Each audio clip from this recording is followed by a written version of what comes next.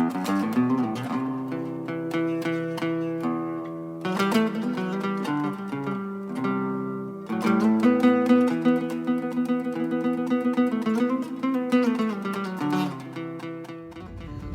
and I'm back. And so, in this episode of Stuff I Like to Do, I'm going to talk about how I transition from one skill to the next.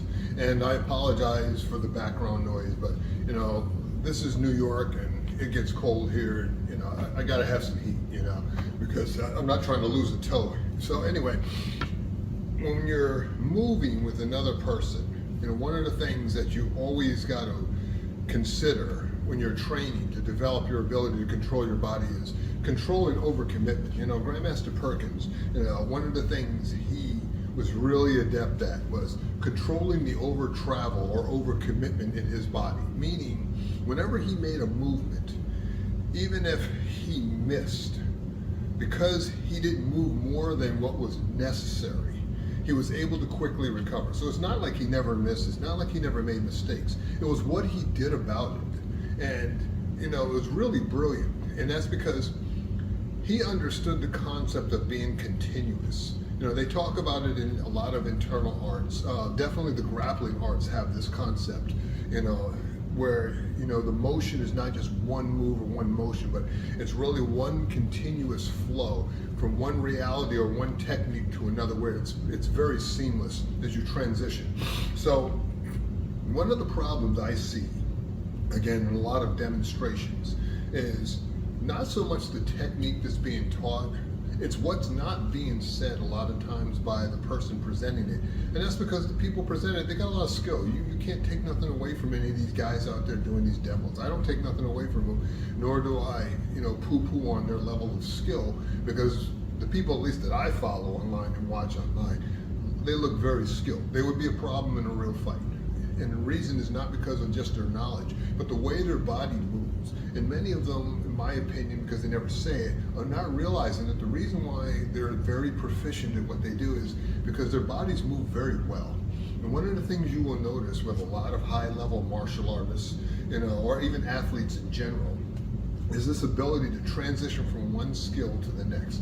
And so I got my stick of doom here, and I bought this when I was over in Okinawa studying Isshinryu, because they made everybody, buy these. I think, people had kind of an in with the guys out in town selling the martial arts equipment. But anyway, and one of the things I like to do is I like to take objects like swords or whatever the case may be and practice this timing. So when I'm moving like this, I'm not focused on, cutting per se with the sword. I mean, obviously, this is a cool thing to move with. But what I'm doing here, and I'll try to see if I can make this look right, as I'm moving the sword just right where I would think I would be cutting, I turn that sword over. And so what I'm doing is I'm trying to be continuous. So you'll notice, and I'll slow it down because I'm getting a little jerky. You'll notice right as I'm getting ready to turn this over, my body actually starts changing. And there's a transition where the body is always moving or leading before the hands. And this is very important. And the reason is, number one, you ain't doing nothing without your body. I don't care what you're doing. But number two is because of the fact that my hands will always catch up to what my body is doing, but not the other way around. The hands always catch up. Our hands are incredibly fast, but our body is not as fast as our hands. But if my body starts the initial movement in the direction I want to go, my hands will always have the ability to compensate and catch up to what my body's doing, if that makes sense.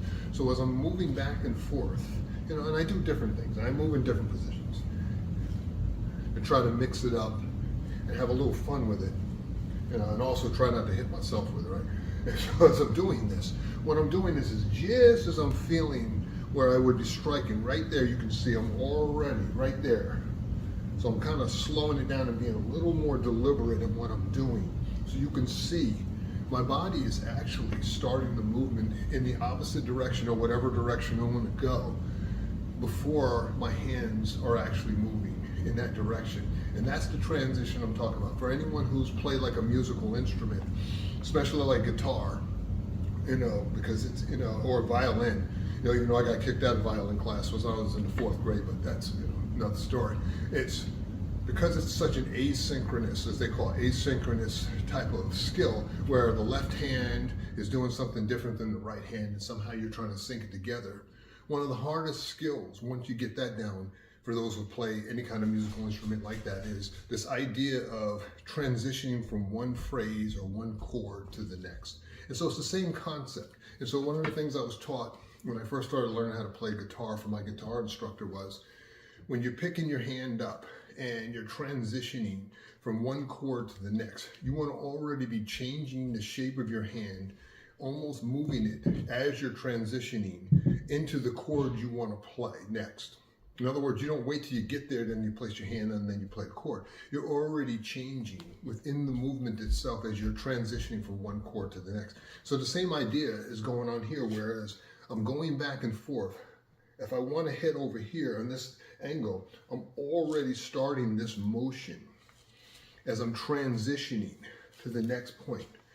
The reason you can do that, and people actually do this all the time, they're just not aware they're doing it, is because of the fact that when you're throwing a strike, the human body is not a machine in terms of a mechanical sense. I try to stay away from that kind of terminology and that kind of language because it puts the wrong thing in people's heads. But our bodies are very organic, and our bodies can actually hit with power from crazy angles. Even if I'm moving in this direction with my body, I can actually hit on an angle as if my body is going in the opposite direction, because the timing of this is, it's no different. If I was standing here, I could still drop and throw that strike. So what's really going on is, as I may be moving my body out of the way, my body is actually aligning to make that strike work. If I'm moving this direction to get my head out of the way, my body is actually moving, and then right at the right moment, I'm dropping. So it's as if I was already here. And I may even drop and then come back. We can do these things. You know, you get these people who say things like, you know, it's not possible to strike with power in two different directions, or whatever the case may be. But, you know, yet I see offensive linemen every Sunday and Saturday in, you know, college and pro football doing it all the time. So I don't know what these people are talking about. My point is, when you learn how to transition your body from one reality to the next, so to speak, when you're learning how to basically change between different phrasing like you would on a guitar, what starts happening is it starts cutting down the amount of time or delay from one strike to the next, which puts pressure on the other guy you're dealing with, because now you start overwhelming them, because even if they know the right thing to do, they don't have enough time to do it. And so it starts collapsing time on people, as I like to call it.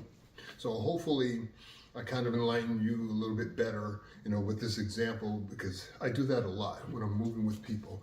And I'll probably talk a little bit more about how that works. And I've done it in other videos, but I like talking about this stuff, so I'll probably keep talking about it. So presenting it from different perspectives so that people can get a better understanding of how I practice these things and how I do the stuff I do, or stuff I like to do.